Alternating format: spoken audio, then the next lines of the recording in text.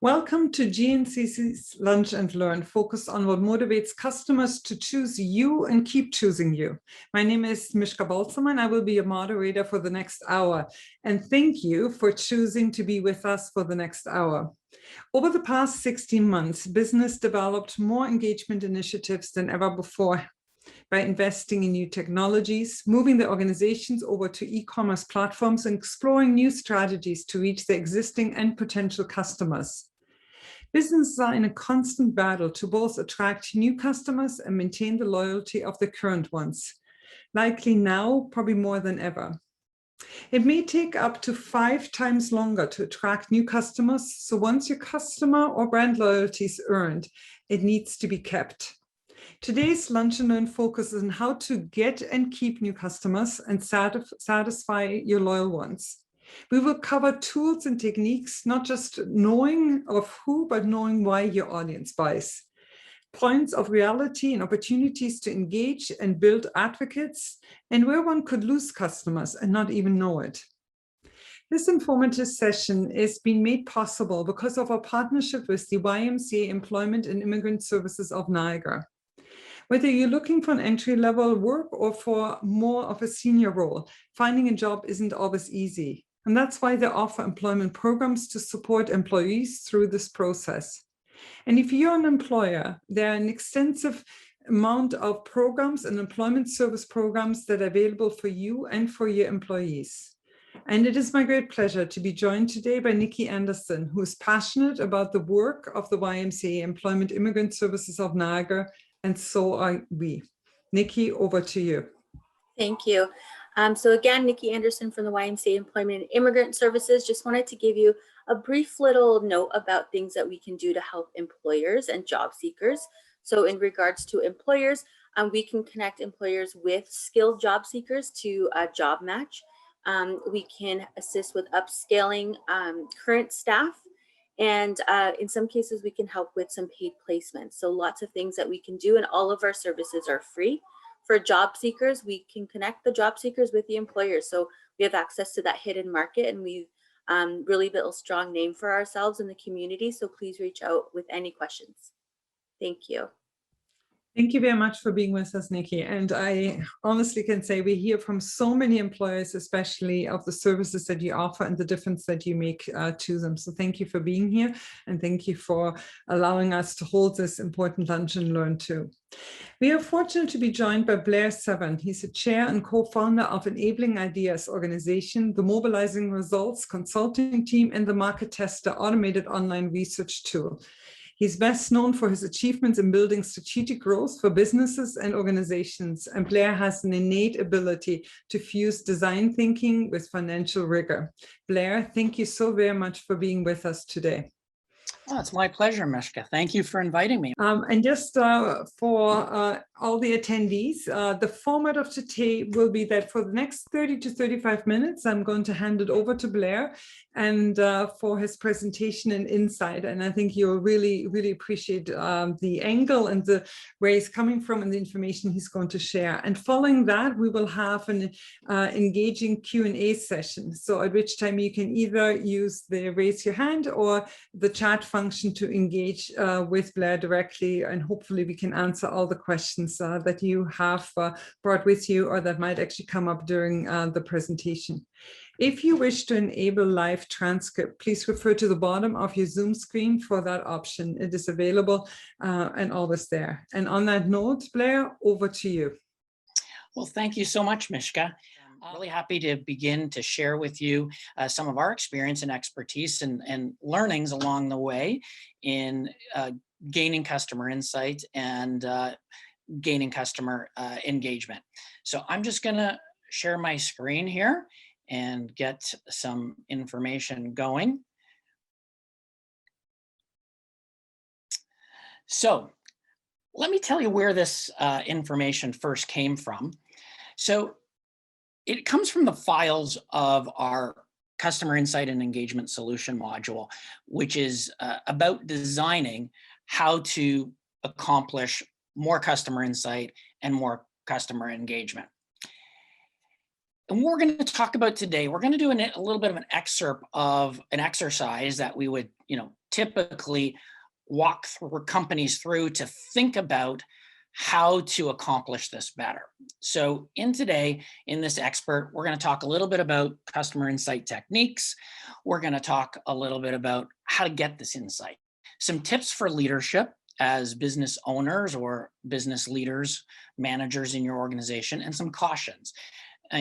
Anything that's good has potential to be a complication if you're not using it correctly or you're not engaging with the information correctly. And then we're going to move on to customer engagement. And again, we'll talk about techniques. We'll talk a little bit about how to build engagement, and we'll follow through with some leadership tips and some cautions there as well. So anybody that has any marketing experience in college, in university, even in high school, or in some cases in professional courses, what does Marketing 101 tell us? It tells us to find out what the customer wants and give it to them. That's what we learn as marketers, and we're going to be better off giving something a customer says they want than trying to give them something that we think we want. But what? Steve Jobs, perhaps one of the most successful founders of a business in developing new and innovative things for customers, he doesn't agree with market research. He's quoted as saying, people don't know what they want until you show it to them. That's why he never relies on market research. So how do you reconcile that? How do you have most of our marketing educators out there telling us to learn what the customer wants and give it to them, and Steve Jobs says, yeah, that's not really how it works. Not for his success anyways. Well, we're going to get into that, reconciling that kind of dichotomy when we talk about, insight, and what insight are you getting and how do you use that insight? People like to make getting insight far, far too complicated. I'm sure you've dealt with consultancies like us, or I'm sure you've dealt with research organizations or agencies or marketing firms that, give you this big complex method of how we're going to really understand our customer, and we're going to get to the bottom of our customer, and we're going to, do all these great things, which take a lot of time, take a lot of expense. And guess what? Getting insight is not that complicated. Yes, there are sophisticated techniques, but it's actually not that complicated. Getting insight is simply these 4 steps: asking, watching, listening, and comparing. And much of that you can do yourself. Much of that your team can do yourself. There are some things that you may want to hire some experts in for, but you don't need to start there. So when we talk about asking, what are we asking for has a lot to do with the usefulness of the information. So the reconciliation of the Marketing 101 and Steve Jobs is, what are you going to use with that information and how useful is it? Getting customer insight for strategic decisions is often not that useful because customers, the public, the market, they don't know what could be true. Nobody knew the possibilities of the iPad before the iPad was invented. Nobody knew the possibilities of, even back when, originally the personal computer before the personal computer was invented. So to go out and ask customers what they want for the future is almost an impossible task. However, but what customers can tell you very, very powerfully is how to advance your performance, how to improve your performance. So when you're thinking about putting together some type of research, and maybe you're designing your own Google survey or your own Survey Monkey, you want to be thinking about very clearly what is it you're asking, for what purpose, because often if you are trying to make big strategic decisions, customer insight research is not going to get you there in and of itself. The other thing that you want to be thinking about is the answers versus insights. In most cases, gaining customer insight is not about getting answers in a survey and going, oh, customer said this, or getting some input on social media. Oh, customer said this. The customer's information that comes in requires an interpretation, and it requires an interpretation looking at a span of information to be able to come to a conclusion, because each customer is going to provide you that information in the context of their individual experience, which may or may not be the broader experience of all your customers. So what's really helpful when you think about research is not just asking what is, but asking what's not. How about research who's not your customer? If you have an identity that you know is not typically the type of customer that you serve, what is it about them that makes them not your customer? And make sure you're not trickling into things that you're never going to get that customer anyways. You might be spending money, time, effort on activities that is not going to matter. When you think about insight, it's not just what, but how are you asking it? So anybody that's, touched into research, the big question, is it quantitative research or qualitative research that we're getting? And for those of you that may not be familiar with those terms, quantitative research is something that you're getting back data numerically. It tends to be demographic type information, things about your customer, age, income, where they live, those types of things that you can actually measure and quantify. Qualitative information tends to be more things like attitudes, opinions, and interests, and what they think about things. And, typically a quantitative type of information is gathered by some type of survey that you can actually bring back, put in a spreadsheet, quantify, and give you some sort of summary of that data. Qualitative information, you've probably heard of, or maybe even dealt with focus groups, or you might have dealt with consumer panels, those types of things, where you're getting into more of a discussion, you're drawing out more information. So what's better? Well, neither are better. Both serve different purposes. Quantitative allows you to do statistically significant type of measurement so that you can actually have a level of validation and confidence that that information is true. Qualitative information is only as true to a large degree as the group you're talking to. But one of the things that I always recommend in terms of getting insight and research is a leadership tip is evaluate the return on investment for how much research you really need and how much precision you really need. So what I mean by that is, if it's not going to impact a decision, if it's not going to impact something you're actually going to do with that information, it's probably more research than you need. So don't get lulled into big complex research studies that may be interesting, but really aren't going to do anything specifically in an outcome for you. So what we like to do is what we call directionally correct research. Very few of us will be involved in any decision that a statistically significant reliability will our decision need to be that precise. Most of us are dealing with directional decisions. What places to go in terms of reaching our customers, what types of things to offer our customers, those types of things. To get to the level of statistical reliability is so much more expensive. It's tenfold directional research that we usually argue against the need for statistical significance. That doesn't mean to say that we're arguing against validation or reliability. Most of us aren't in decisions that require that. So what are you watching? What are you looking for? Well, you're looking for things that are right in front of you, frankly. You don't necessarily have to engage in a big research study to get a lot of insight about your customers. It's in the information you're already getting.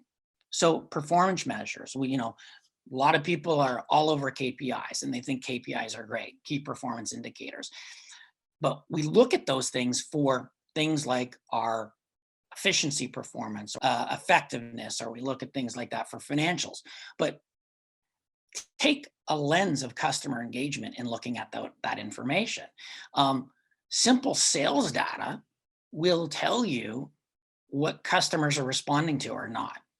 Simple campaign period data will tell you when customers are more engaged with you or not. So you can look at the data you already have, but if you ask yourself the question of how is this related to customer engagement, there's actually a lot to learn about things that are in information that you're already collecting. A couple simple techniques as well is basically watch your customers in action. If you have a store, just go and sit in your store, and sit in your store on different days. Sit in your store on Saturday, sit in your store on Monday, sit in your store in evenings. Don't do any work, don't plan to be doing any work, have the work taken care of, and watch how customers engage, right? Watch how your people engage with the customers. Watch what attracts customers if they're walking through and what they see and what captures their attention. Watch how they respond to different things your employees do. And just watch. And you'll be able to, if you do it with a degree of extent, you will be able to see patterns in there. And guess what? Watch your competitors. If you are curious about why somebody's doing well, and you know they're expanding and they're opening up, and you see that all over the place, go and look at what they're doing. Sam Walton used to say, steal shamelessly, right? So go and see what they're doing. And if they're doing stuff that you could or should be doing, that's a great, simple place to go and get it. One of the things that we used to do, I used to be part of a leadership team at Sony back in the day in my corporate life. And one of the things that we insisted upon was head office people, particularly the leadership, particularly the managers and bosses of functions, would have to every year spend time frontline. So they spent time in the stores, or they spent time on the customer service lines to really understand how customers are engaging with the company. It's one thing to be the finance person back and making lots of decisions around what we're going to spend money on and what we're not, but never have had a frontline experience with the customer to know where we maybe should be investing money for a better customer experience. So it's really important that you place back office people frontline periodically for them to experience how customers engage with your business. And it really helps. Ultimately, a leadership tip around that is it really helps in decision making, strategic decision making, business decision making, business planning. Often we find ourselves in cross-discipline conflict, what the finance department wants to do versus what the marketing department wants to do versus the sales department, what they want to do. Well, it's because we're approaching the question each from the lens of perspective that we have. We're defending how marketing wants it. We're defending how finance wants it. Well, one of the ways to get people on the same page is none of us exist if the customer doesn't want it. So let's give everybody a baseline of how the customer wants it by giving everybody, back office, front office, a common perspective of how customers are engaging or not engaging with our organization. So listening, where do we listen? It's quite simple. Call them. You don't need a survey to go through a customer base list and, as the leader, as the manager, go, just call them up and say, I'm just like to spend a few minutes, tell me how we're doing. That can be more insightful than some, survey of some distant group of people that are going to answer it in a really more laboratory type way than a conversation.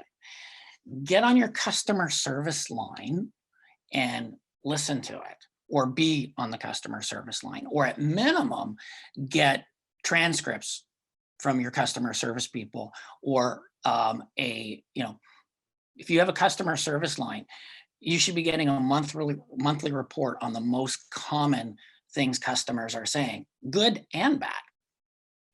And listen to your employees. One of the things that I've done in different corporate experiences. I used to work for a big financial institution. As I said, I worked at Sony, and we do this with a lot of clients as well, is what we do is we institute a reporting structure of each of these frontline people reporting on customer engagement and what they're experiencing, good and bad. So we have information around how our company is doing in different aspects of our business. And we need to know all those aspects, and it'll become more apparent in a few minutes. One of the things that is really popular today that I really caution you to pay a lot of attention to is this social media chatter. It's almost impossible to validate the truthfulness.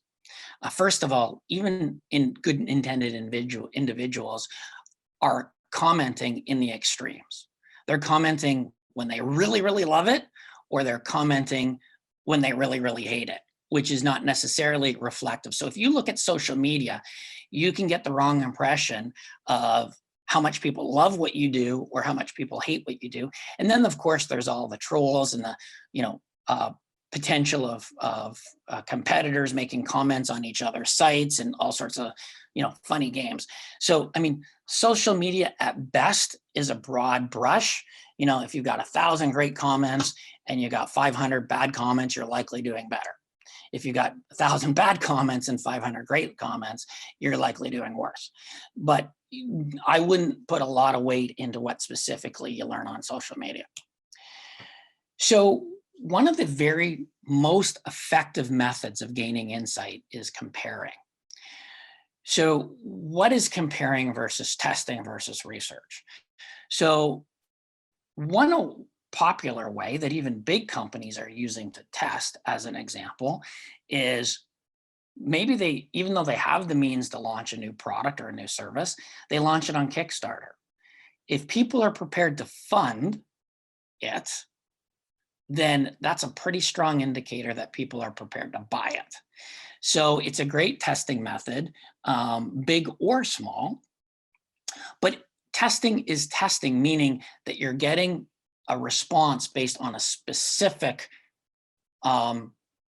scope of information, scope of situation. Anybody who's been in advertising may have been part of or experienced or heard about A/B testing. So what's A/B testing? It's where you have two campaign messages and you put out the two different campaigns, and it's done often in digital media because it's not as costly to do. But here's the problem with A/B testing. You may learn over time what resonates more with your market and your customers, but the problem is half your people are getting a less effective message. So think about that. You spent money on media to put a message out there in the marketplace, and half the people are getting something less effective. We would argue that you should do A/B testing ahead of time. And Mishka mentioned in her introduction, we founded a tool called the Market Tester, which does exactly that. It allows us to compare test efficiently with consumer panel sample, so you know before you spend any money what consumers' preferences and why. Preference comparing is the most effective way, in our opinion, to do research, because it's very, very difficult for people to tell you what they like or don't like in sort of an absence of context. With context, it's much more easier for people to say, I like this better than that. I don't like this as much as that. So we would always argue that more insight is gathered through comparing than testing or research alone. I'll bring you to a couple cautions.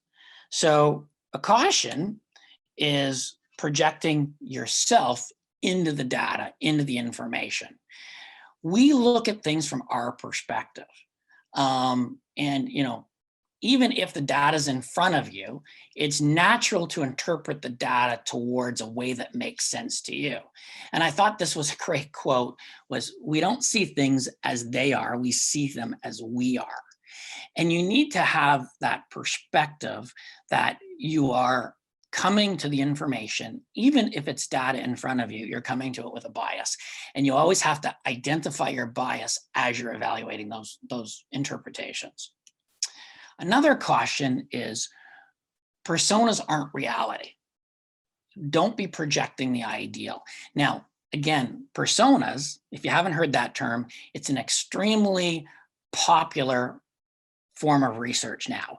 And what it means is it's not just about market segments and talking about groups in general. It's actually defining who is this person that buys from us. And it's very popular among marketing agencies, and they love this because it's very creative and it's very fun. It said, my customer is Jan Smith, and Jan Smith drives a minivan, and Jan Smith driving this minivan has 3 kids, and those 3 kids, 2 are in soccer and 1's in hockey, and she also participates in church on the weekends. And they get into this grave degree of descriptive detail so that you really get into who this person that is your customer.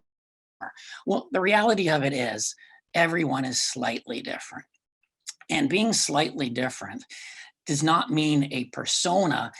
If you are designing to a persona, you are likely missing the nuances. And as much as you are hitting the mark on some people, you are probably maybe even offending. But if not offending, you are missing the mark on being relevant to other people. If you are going to do personas, and we use it as a technique, I'm not arguing against the value of it. I'm just arguing against the clarity of the use of it. If you have a customer segment that you're thinking of, you probably need a minimum of 5 to 10 personas to span who's all in that group and the different kind of perspectives that they all have. Projecting understanding. So this was a recent piece of information that I pulled that I wanted to put in this, that I thought was just a fantastic perspective that, we all see, particularly right now, people jumping on ESG, efficiencies and things, or people jumping on, being inclusive. And this was written by Andrew C. Prasad, who's the Associate Director of the Business Design Initiative of Rotman School of Management at U of T. And they're a partner organization in our group of companies. And one of the things that he argued is recognize, and I thought this was such a fantastic headline. It's an opinion in the Globe and Mail. You can look it up. I am more than a pink dollar, the shortcoming of rainbow capitalism. And what's important to look at this is what he says right at the outset of his quote is, people perceive some of these initiatives as inauthentic. So if you're just out there and you're putting up a rainbow flag on the front of your place of business, but there's nothing else in your business that demonstrates inclusiveness, then that will quickly be seen as just inauthentic, and it's going to work against you than work for you.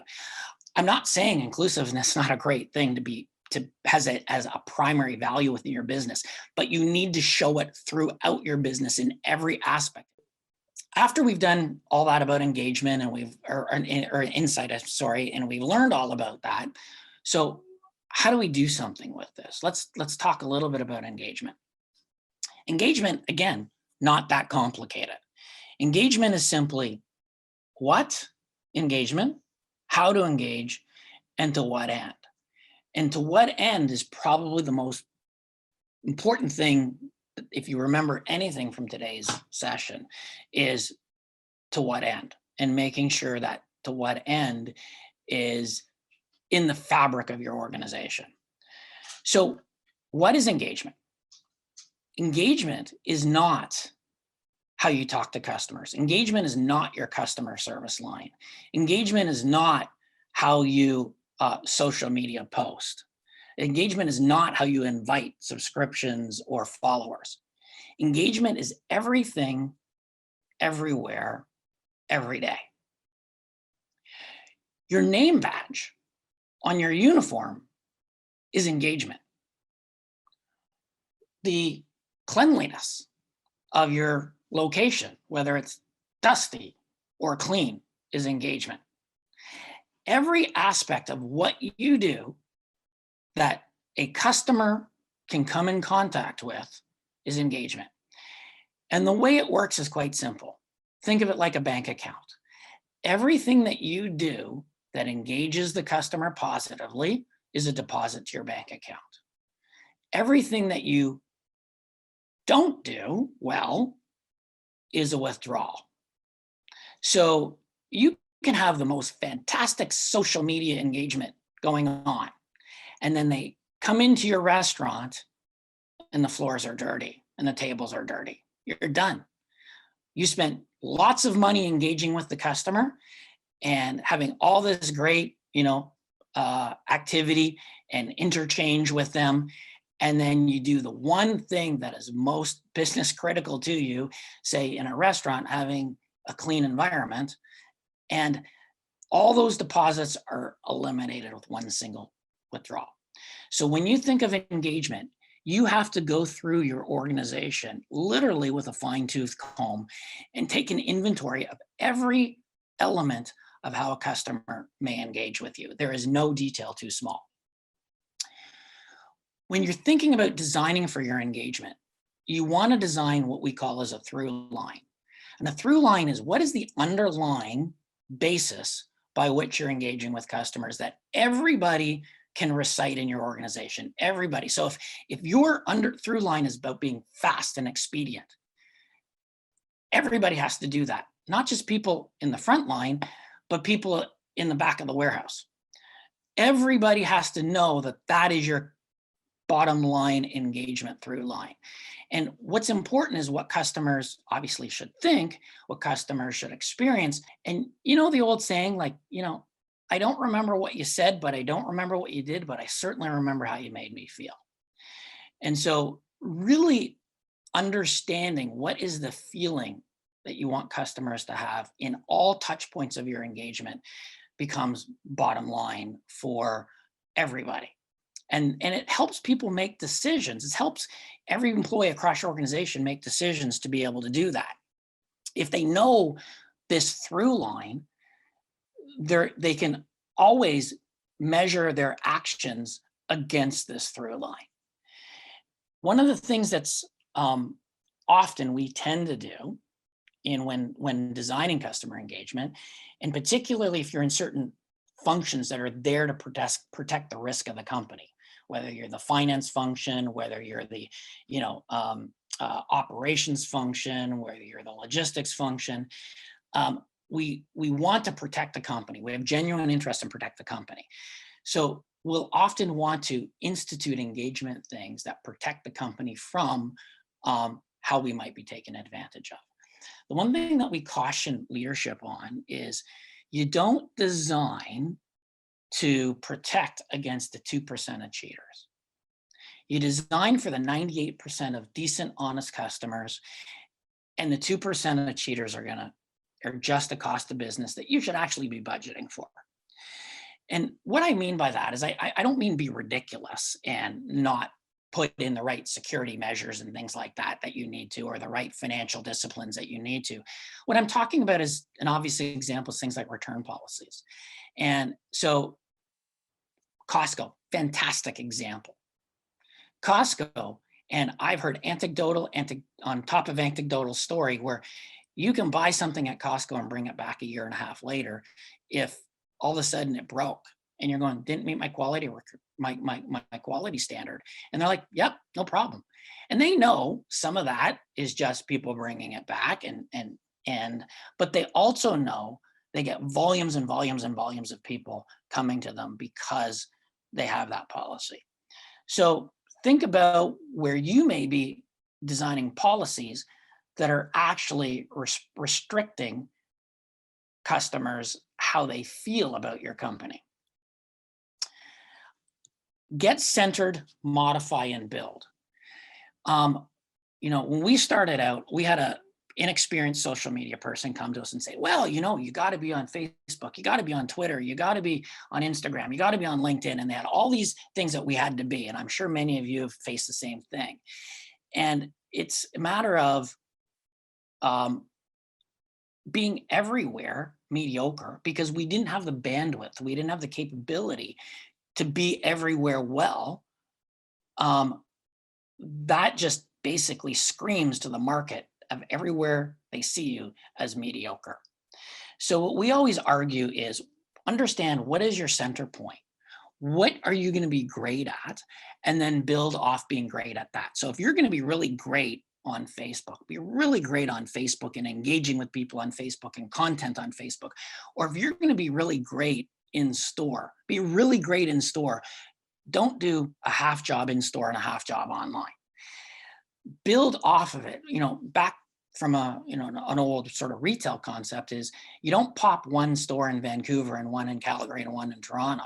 You pop 3 stores in Toronto and get your system really great before you expand out into other markets, because you can be really great in a more concentrated way than dispersing yourself too far.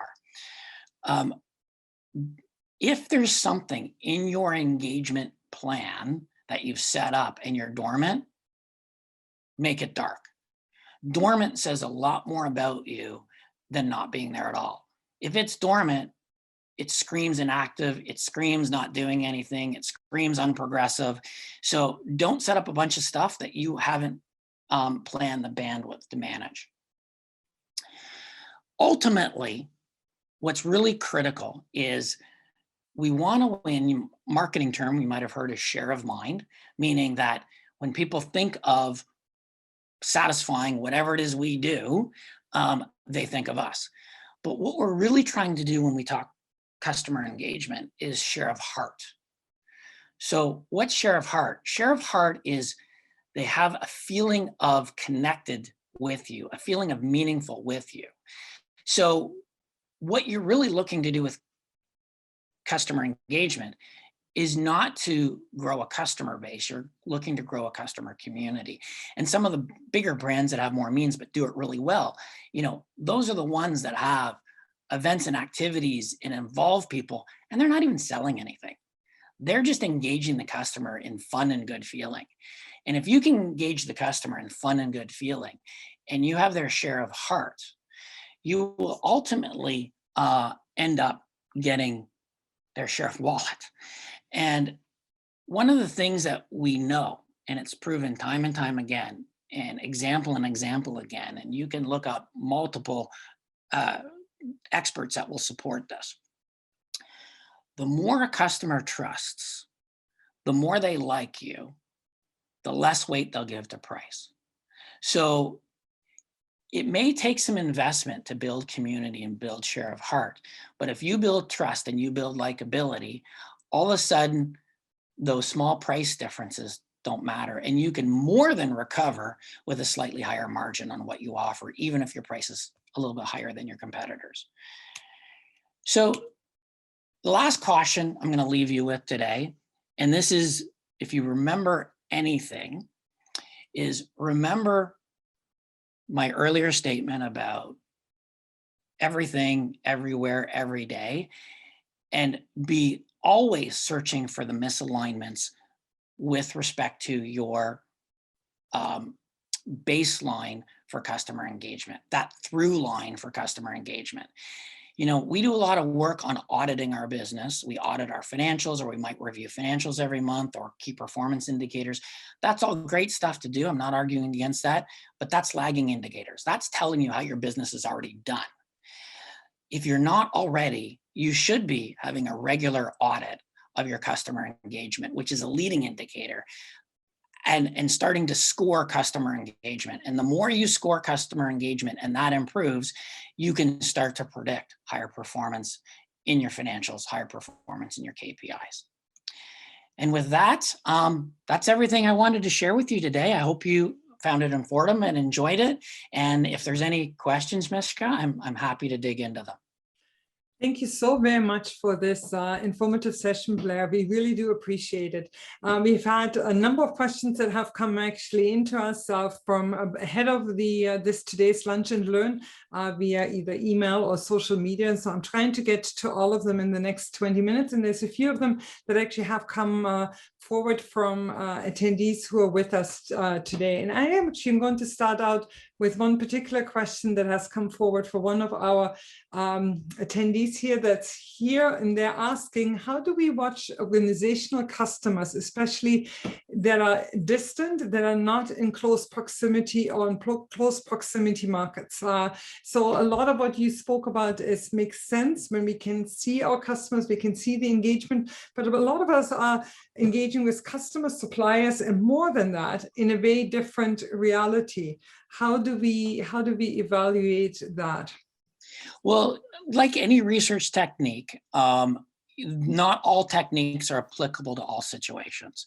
So if you're in a situation where, you know, your customers are very remote, the watching technique that we propose may not have the ROI, because it would physically mean you going there, getting on a plane or getting in the car and spending some time there. It's a very inexpensive technique and very valuable if your customers are relatively close. It's not as useful, but companies still do it, and it's still very valuable in the investment of actually spending some time, because if you do have time with the customer in a personal way in their experience, particularly if it's a type of thing that they buy seasonally from you or periodic, if it's more of a corporate situation, going there and saying, hey, I'd love to sit here and audit how you engage with my team. That's one way to do it. Obviously, you know, you can do some things remotely, but in some cases, it's just not going to be a technique that's going to work for you. No, I think it will be harder to. Now, Blair, we are living through COVID-19, all of us, and it means also that businesses are engaging with customers and analyzing them, seeing them differently. What has changed in how we're interacting with customers and communicating to the broader audience? And what do we need? How do we need to change our approaches to it, reflecting the unique times that we're living in? It's a great question. My first answer, my first reaction to that is don't throw out what you used to be doing, or if you have been doing things. You know, there was a time, and I remember when personal computers came in, and I'm aging myself, and everybody said, you know what, it's going to be a paperless society. We're not going to use paper anymore. And guess what? I use as much or more paper than I always did. I'm just using it in a different way. So the first thing is, you don't throw out the notion that you are going to need to audit and understand and design for personal engagement. That will be coming back. It's an and. So whatever you're doing, you know, physically, you look to how can I adapt that same activity in the virtual world. So if I have been physically watching customers, but not as a active provider of conversation or content, just as an observer to see how customers are engaging with my people. So you can literally, if you took every physical activity, one of the easiest ways to kind of get there is every type of physical engagement, the virtual engagement is just really an extension. I want to come back to one of the first quotes on one of your slides that gave the quote from Steve Jobs, people don't know what they want. And then you expanded on that, and you're right. Your example of the iPad is absolutely right. And I think it really, later on, you also indicated that that is often reflected in surveys. Don't ask what they want, because how do we know in many ways? Like, guide them more towards like what is helpful or not. But how do organizations who've been so much been stretched to be innovative and creative, where are the ideas that they need to come forward with to guide them down the road, so that when they are conducting a survey or engaging with customers, that they really are creating almost this need in others to saying, yes, actually, I do want that. I never knew I wanted it, but actually it does make a difference. How do businesses create that kind of a culture? How do they create that kind of communication with their customers? And where do these ideas, how do they come up with these ideas that allow them to actually put forward a richer strategic plan? Well, there's a couple places. One of the first places is, as the old saying is, necessity breeds invention. So if you, as an individual, or your family or your friends are experiencing something, and you hear about, or you have experienced something that just didn't quite work very well, that's a place for an idea, because they might not be able to express what the answer should be, but they've identified what the problem is. So if you can identify where things aren't working well, you don't need a customer to express, we need an iPad. You just need to express that or understand or have the insight that they're not consuming information in a way that may be the best way that they could. Another great place is we always argue to bring outsiders into the conversation. And this isn't a shameless pitch for consultants and people like myself. It's what we've come to learn is, if you are an incumbent in a business or in an industry, you've grown up in how that works. You've grown up to learn how that works. And we call it, and often what happens is we call it chasing best practices. We're always looking to who's doing it a little better than us, and we're following them. But guess what? If we all chase the same kind of ideal of how our industry works best, where does it take us? All to the same place. Mm-hmm. It doesn't take us to any innovation. Innovations have come from, mostly, the biggest innovations have come from people outside the industry who looked at an industry and go, why do they do it that way? And all the industry went, well, it's because we do it. I'll give you a couple of examples. So, one of the old famous examples is Michael Dell. And he said, the industry makes computers in a prefabricated way. I think we can make them to order. The industry said, no, you can't. We don't do it that way. He said, well, why not? Well, that's not the way the industry works. Look what Dell became by saying, I don't believe it. And he looked to other industries that did made to order and applied it to computers. Or, when ING entered Canada, and they counted on the fact that, now they're Tangerine, of course, but they counted on the fact that the industry incumbents would not change their physical business model. And they came in with higher interest, no fees, and they counted on the fact that banks would not change their economic model to match them, because they thought they're not that big. We don't need to worry about them. Guess what all banks did about 2 years in is, when they saw ING taking so much share from their innovative way of coming into an industry differently, the banks ultimately then responded, but ING already had such a foothold, it didn't matter at that point. So we always argue to look outside for innovations. Don't look within your industry for innovations. You're likely not going to find them. Look to another industry that's doing something particularly interesting that might be able to apply to yours. So outsiders, whether you're just evaluating how to perform your business better, bring in people who have nothing to do with your business. Bring in, whether it's advisors or friends or consultants or agencies. Don't go and hire a bunch of people because they say they are experts in your business. They're just going to give you expertise of how to optimize your business. They're not going to give you expertise on how to innovate. That's very interesting. There's a question that actually closely relates to what you just spoke to, but it's slightly a little bit different. So you're speaking about how we can create this culture of innovation.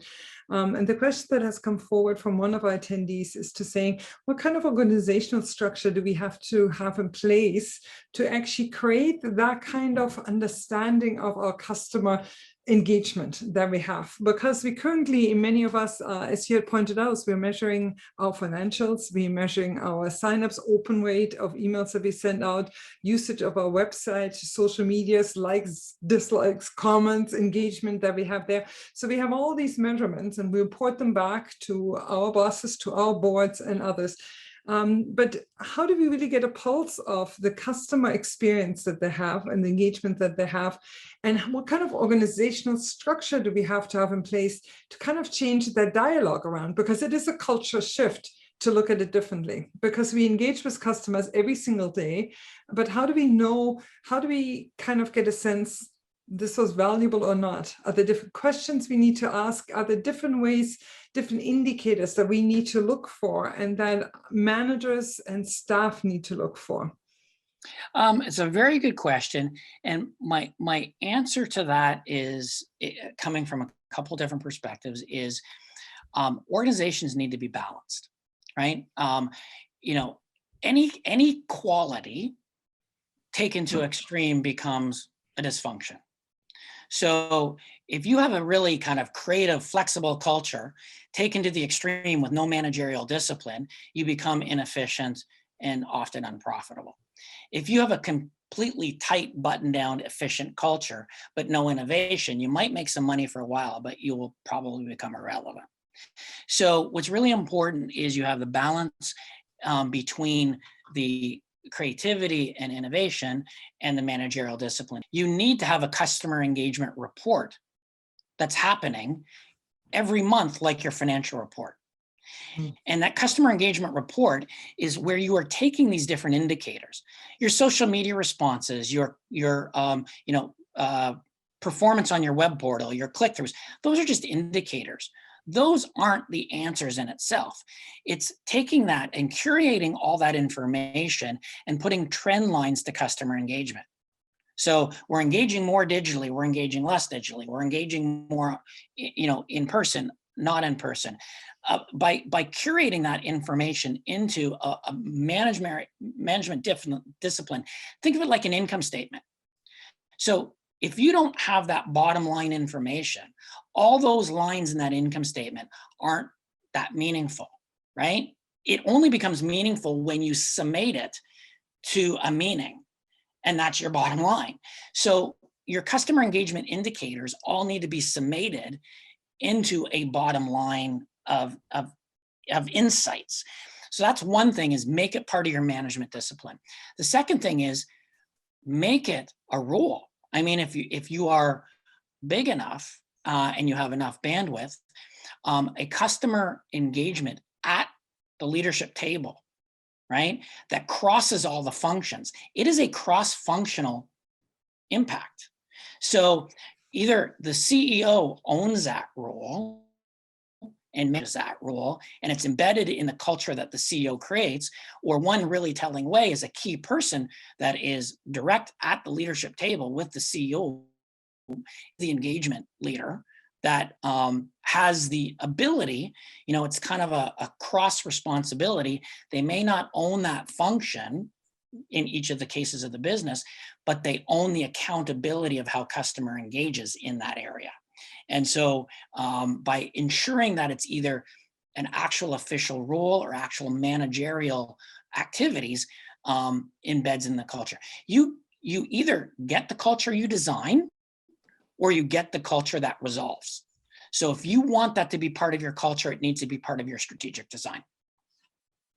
It's really interesting because I think it really truly looks at that each one facet of an organization, each individual and the organization itself actually are a brand in itself, and they represent it to some degree too. If it's a corporate brand, a business brand, a personal brand that people have, that people are engaging with, and the organizations are likely challenged with getting it under one umbrella.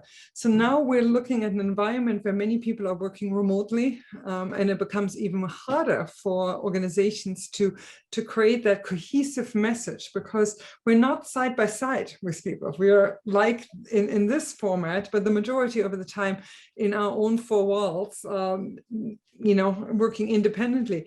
How do we create it in this environment? How do we create that cohesive forward movement that people are looking for? So sorry, Mishka, you cut out there for a second, but I think I heard the question. And if I didn't, ask it again. But what I always advocate is that, we're all so in tune to vision, mission, values. There's probably not a company that's done any form of business plan or strategic plan that hasn't laid out vision, mission, values. And those are useful and they're effective if in fact they fall one step further into how people, their decisions are guided. So if they're actually making a decision and they're measuring their decision against the value structure or the mission structure, they'll usually be more on strategy with the organization than off. In that same level, you need a customer engagement through line value. So if your value through line is it's all about fast, or if your through line value is all about complete, or it's all about personal relationship. And as your managers throughout your organization are making decisions, they are making their engagement decisions against that measure, that North Star. And so but that's not enough. That's what you put out in place to start people down the road. But, as they say, nothing that doesn't get measured, it doesn't get done, or if it doesn't get measured, doesn't get done. You need to measure by auditing your customer engagement periodically against those values or against that through line. Yeah, I think you're absolutely right about that. Now, I'm actually so conscious of that we're getting close to 1 o'clock. And normally what we do, we ask our guests or panelists to kind of, we give them a minute for closing comments. So I'm going to pass it over to you. And because you have so much experience and a wealth of knowledge when it comes to it, any kind of final thoughts that you want to leave our audience with? Well, thank you, Mishka. The one thing that I would leave the audience with is remember what you're doing is you design a result. And so our whole approach to how we work is it's not about figuring stuff out and then turning it over to people to try and figure out to implement it. It's about designing the result inherently in what you're doing. And why companies go awry is they go awry with little misalignments. If you have an organization of 10 people and each person is 2% off the direction that you're trying to achieve, just do the compound math on that. You can find how far away you actually will get from your objective. So the way we structure our advice and help with clients is all around starting with the pain point that is most severe, and then building alignments around those pain points and backing into an aligned solution. So think about designing for the result you want and then aligning everything to that design. Yeah, that makes full sense. Blair, it's always wonderful to spend an hour with you. And so thank you so very much for being with us for today's Lunch and Learn. This Lunch and Learn, as with all of our webinars and other Lunch and Learns and events, is being recorded and will be available on our website. I was reminded that there is an art to engaging with others, and that we have to be willing to explore different ways and new ways of doing it, and especially if we want to see new results. So Blair, to you and to your colleagues, thank you so very much. And my thanks also go to the YMCA Employment and Immigrant Services of Niagara for making a dialogue like this possible. It's always really appreciated. Some of you over the course of not just this Lunch and Learn or webinar have always asked us about more information regarding all the things that are available to you right now during these times. And please turn to us directly or go to our website at gncc.ca for all the information that might help. And it also has a full directory of staff and our colleagues that are with us today and the staff behind the scenes. So we're here to help you out. And on that note, lastly, thank you for joining us, and please stay in touch, and above all, stay healthy. Thank you.